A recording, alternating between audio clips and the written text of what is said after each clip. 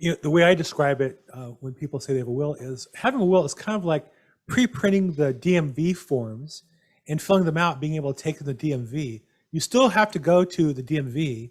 The DMV still has to review your forms. You're going to make a couple mistakes. You have to go back to the end of the line or make another appointment, to use the DMV parlance.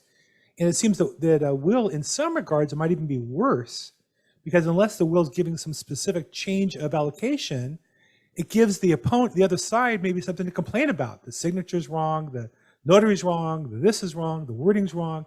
It's almost like you could even create more work rather than less work. Again, I don't want to make a legal conclusion, but there are circumstances clearly where you can go backwards rather than forwards, right?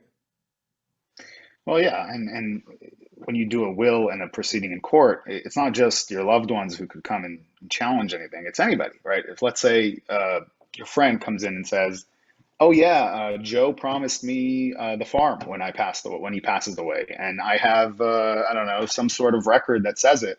Well, that could be a challenge to the will, and now you're stuck in court for another year or two at least. Especially right now with coronavirus, it's backed up, and you could ask Bill about that. I know he knows.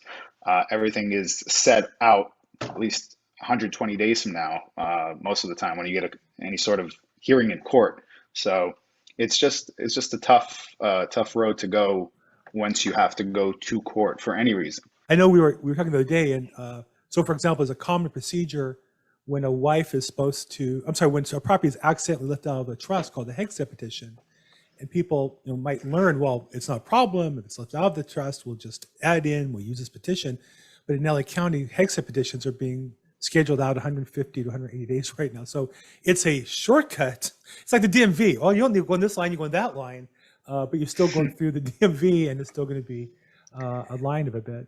And Bill, if you don't mind me saying about that, if you're gonna, when you're talking about a Hexstat petition, Yeah, which by the way just means that you forgot to put something in a trust and you're trying to right, put something in the trust right, um, after death, it's if it doesn't work, you now have to go through probate. right. So you just added Go back to additional that work line. to your probate in order to get something done, Yeah, which yeah, you know I don't wouldn't wish on my worst enemy at the end of the day. yeah. You'd rather be in the DMV than going through that, I guess is another way to put it. DMV is only one day, so yeah, sure. Depends what you have, it depends what kind of paperwork you have. Look, probate comes up with DMV issues too. That's a whole nother area.